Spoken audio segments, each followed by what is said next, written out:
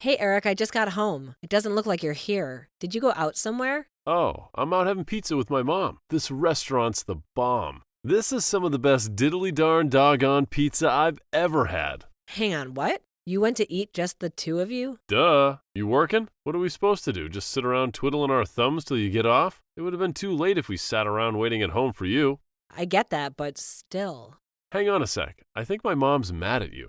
What? Why did I do something wrong? You crashed into another car while you were out driving last week, didn't you? The repair cost came to almost $1,000. I just told her all about it. She almost spat her wine out all over the table. She flipped out and called you a careless moron. I didn't crash into anyone. The guy crashed into me because he was on his phone while he was driving. No way. I bet you weren't paying attention. I can't risk letting you drive the car again after this. You're dangerous. I'm sorry. You always were a scatterbrain. I lost count of how many cups and plates you've smashed. It's like breaking stuff is a hobby of yours.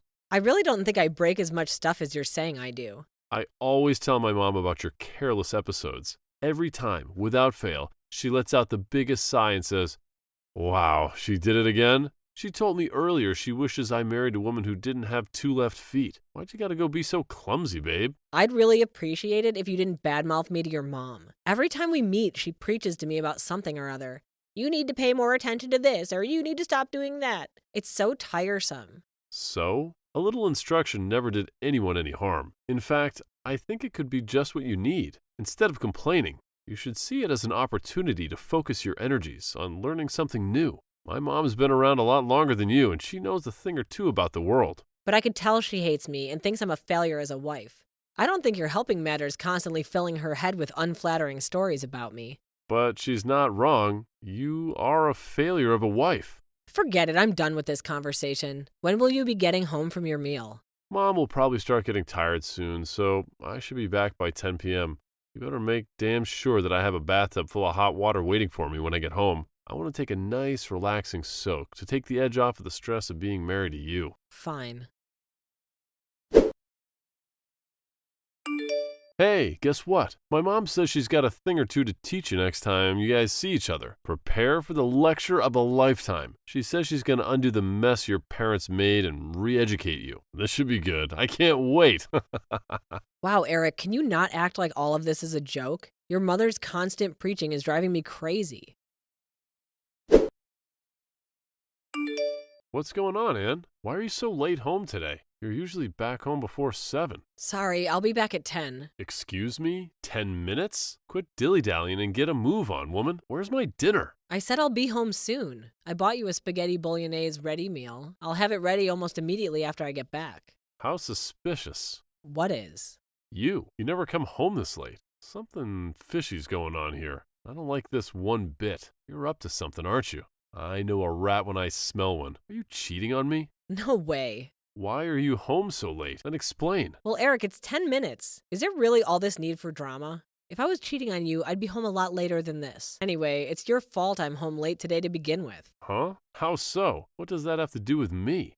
You're the one who told me to grab you a burger from the burger van by the station. There was a big old queue, so I spent 10 minutes waiting in line. I went out of my way to go to the station after work instead of coming straight home because you wanted a burger. I wanted a burger? Huh?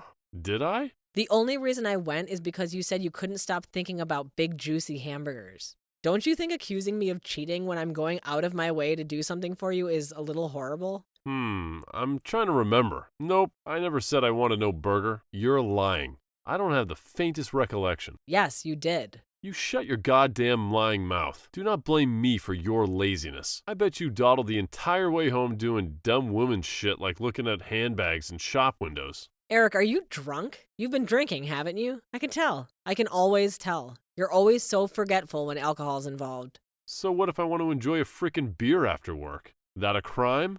God, I'm not even drunk at all. I can handle my drink perfectly well. I knew it. There's nothing wrong with having a beer before dinner, you goddamn Puritan. I was bound to want something with you. Making me wait so long to eat. I'm begging you, Eric, please don't overdo it this time. Will you just leave it at one beer for me, please? You don't know how much damage the stuff has done to your body. Your doctor told you to stop altogether, remember? Are you sure it's really a good idea to be drinking again? There's no problem. As long as I don't drink too much. What is it? You think I'm not capable of controlling my alcohol intake? Stop patronizing me already. But are you really? Isn't the reason your scans are coming back showing liver damage precisely because you're not capable of controlling your intake? God damn it, woman, button it already. Forget this crap. Hurry up and come home and make my dinner. I'll be checking your phone when you get back. Why? Well, I need to find out whether you've been cheating on me. Jesus Christ, Eric, will you stop this? I told you I'm not cheating on you. I'm sure you're probably not, but I gotta check just in case. You can never let your guard down around a woman. Anne, are you there? It's me, Natalie, your husband's mother. Why aren't you answering your phone? Where are you right now? Sorry, Natalie, I had my phone on silent. I'm out shopping. You're what? Do you seriously think this is the time to be out shopping? Your husband collapsed. Hurry and get your ass to the hospital. You need to get over here and listen to what the doctors have to say right this instant. Nope, I can't be bothered. You can't be bothered? Your husband's in the midst of a serious health emergency and you can't be bothered? Oh my God, you're pure evil. Do you have any idea how serious this is? Yep, let me guess. He collapsed and got taken to the hospital in an ambulance, right? We've been through this routine more times than I can count. If you know, then why the hell aren't you here by his side? Hurry up and get to the hospital. He got blind drunk again, didn't he? Maybe if he didn't ignore the doctor's repeated warnings to stop drinking, then he wouldn't be collapsing and getting rushed to the hospital like this. Surely you can see he only has himself to blame. Wait, what? Drinking? Has he started drinking again? I thought he was clean. He'd been going to those Alcoholics Anonymous meetings and everything. I guess he didn't tell you. Come to think of it, why would he? He always did like to play the model son whenever you were around. He got one of the worst mother complexes I've ever seen. It's actually gross. Don't you speak about my son that way. How dare you speak ill of him when he's laid up in a hospital bed? Even if he is drinking again, there's no justifying your behavior. I'll speak ill of him as I damn well like. Let's face it, with the way he acts, he makes it impossible to say anything nice about him. What the hell happened between you two? How can you be this cold to him? He's your husband. I couldn't care less what happens to him now. They say what goes around comes around. This is him just getting what he deserves. Stop it. Anyone would think you'd be worried about your husband being rushed away in an ambulance. But no, far from it. You're actually insulting him while he's lying in a hospital bed, unable to defend himself. That poor thing. You are the most horrible wife there ever was. You know what? I've had it. This ends here. If you hate my son's guts that much, then get a damn divorce. If he wants a divorce, then I'll be more than happy to go along with it. Something tells me he's not going to be so forthcoming, though. What makes you think that? He probably can't wait to see the back of you if this is what you think of him. By the sound of it, your marriage has been dead in the water for some time now. He does nothing but badmouth you whenever we see each other. Of course. How could I forget the hateful stories he tells you about me behind my back? There's just one problem. They're almost all lies. He tries to turn everyone against me, so I end up isolated and alone. The moment I make the slightest mistake, he's off blabbing about it in the most exaggerated way possible to anyone who will listen. What are you talking about? That doesn't make any sense. Why on earth would he want to do that? Like I said, he's trying to isolate me. How tiresome, will you? Gah, how tiresome. Will you let me know when you're ready to stop talking nonsense? I don't have the strength for this right now. It's almost like you're trying to say my Eric is a bad person. Bingo. That's exactly what he said. You don't know his true colors because he's always wearing a mask around you. You think he's Mr. Perfect. But in the truth, with me, he's the most domineering, tyrannical control freak you could possibly imagine. He does nothing but complain about the state of the house, despite never lifting a finger to help out with the housework. When he drinks, he's a million times worse. He shouts at me, throws things at me, he even hits me. Oh, I kept this quiet until now, but he's also unemployed. What? Lies. My Eric works as a top executive at a major global company. Or at least that's what he's told me. Of course he did. That's a lie too. He quit that company last year. Now instead of working for himself, he takes my entire salary every time I get paid, which means I can't even afford to eat properly these days. Lies. Nonsense. Madness. My boy Eric would never treat anyone so inhumanely, least of all his own wife. I don't believe you for a second. Fine. If you're intent on burying your head in the sand, I'll just have to show you proof. Proof? Are you free to meet me now? If you are, come over to our house ASAP. It's time you learn the truth about your son. Mom, can you believe this visit has just ended? But Anne was nowhere near to be seen. My wife, my very own wife, doesn't even want to visit me in the hospital. What the hell's going on with her lately? I mean, let's face it. We already knew she was an object of failure of a wife, but this just takes the biscuit. How does she even sleep at night? Will you tell her off for me, Mom? Did you speak to the doctors yet, Eric? Did they explain to you what's wrong with you and why you ended up in the hospital? Nope, not one of them knows what's wrong with me. It's a mystery. If I had to guess, I'd say I'd probably got food poisoning from my stupid pea-brain moron of a wife's cooking. Her cooking is so bad. I think I'd rather eat my own vomit. You should taste the stuff she calls soup. That stuff would put anybody in the hospital. Damn. What did I do to deserve this? Imagine being hospitalized by my own wife's cooking.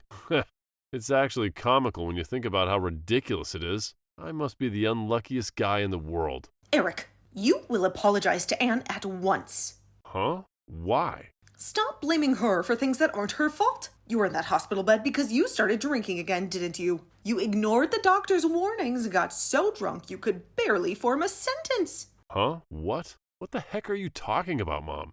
All that stuff's behind me. I'm clean now. I haven't been near the bottle in years. Believe me, I take the doctor's warning very seriously. Is that so? I'll tell you what. I'll go and talk to the doctor and find out for myself.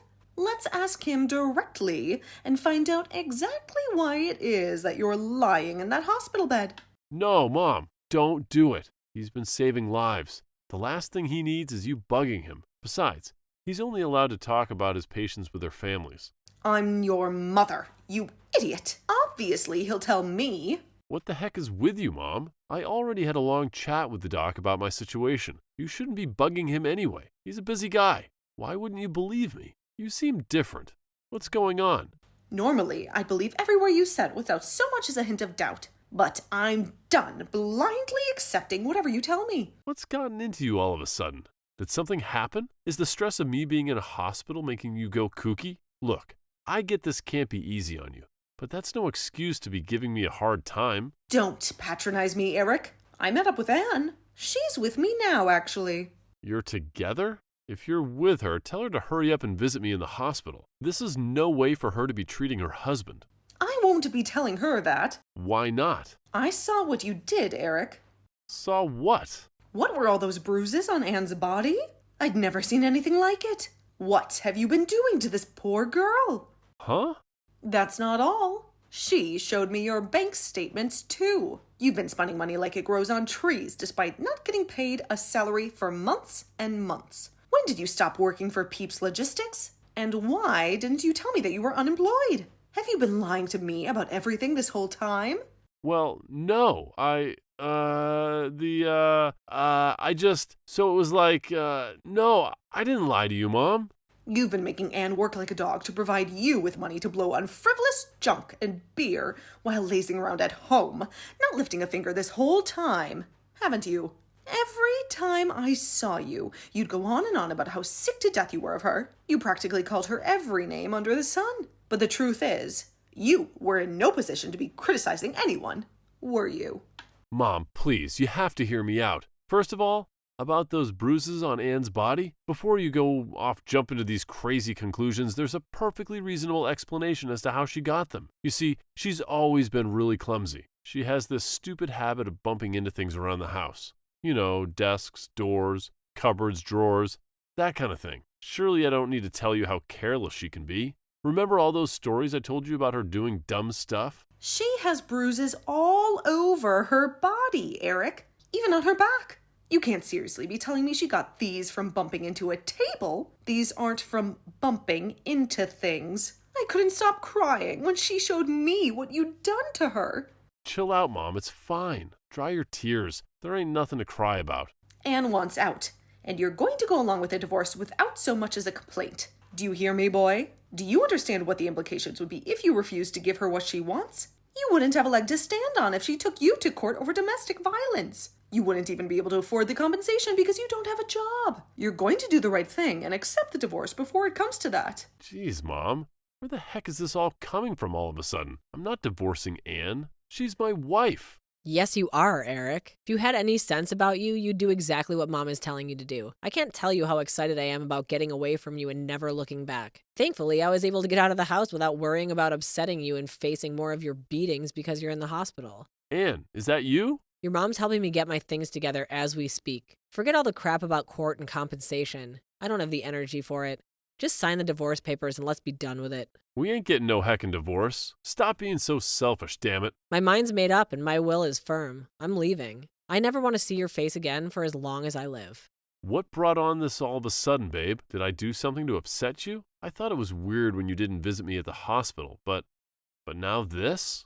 All of the sudden, are you being serious? I've wanted out for months now. This is my golden opportunity. Golden opportunity? I collapsed and got rushed into the hospital in an ambulance, and you're calling it a golden opportunity? You're sick. I knew it was now or never, Eric. There's no way I was about to let this chance go to waste. I have no intention of playing the doting wife by your deathbed. I wouldn't visit you if there was a gun to my head. I'm using this opportunity to get away from you while I still can.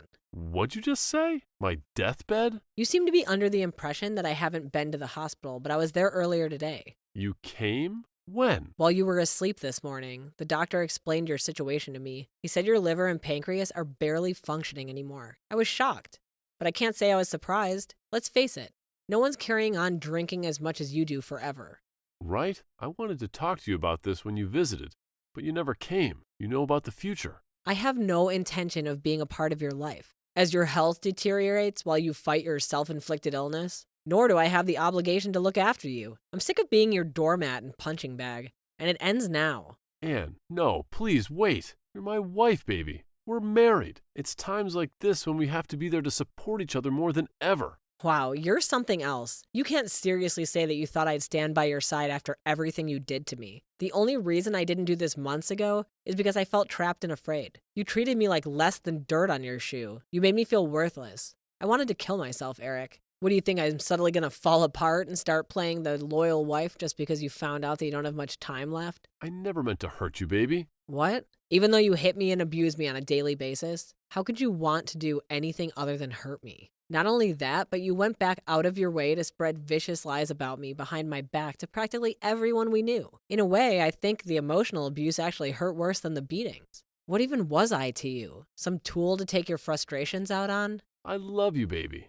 The only reason I told everyone all those things about you is because I wanted to keep you all to myself. I thought that if I could isolate you from your friends and family, I could make you so completely and utterly dependent on me that you'd never be able to leave me, and I can have you all to myself forever. What? It was just my own special way of showing my feelings for you. I did it because I love you, Anne. You have some serious psychological issues. If you're going to come up with excuses, at least come up with some more convincing bullshit than that. You disgust me. It's true what the doctors say. I might not have long left, but I at least want to spend what little time I have left on this earth with you, babe. Will you stay by my side until the end? Absolutely not. I wouldn't stay by your side if you paid me $1 million. In fact, I won't be wasting another second of my life with you. If you're going to kick the bucket, I hope you feel nothing but crushing loneliness and regret over what you did to me in your final moments.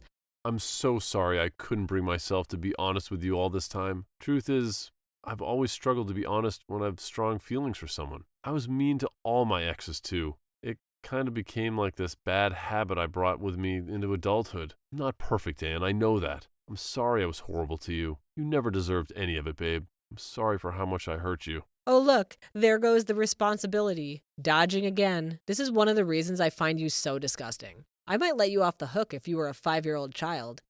But listening to a fully grown man use communication problems as an excuse to try and justify a vicious campaign of physical and emotional abuse makes me shudder. If you want someone to be there for you when you kick the bucket, I suggest you ask your mom. I'll be forgetting all about you and getting started on building my new life. How am I supposed to fight this illness without you here by my side? Where am I supposed to find strength without my sugar dumpling cheering me from the sidelines?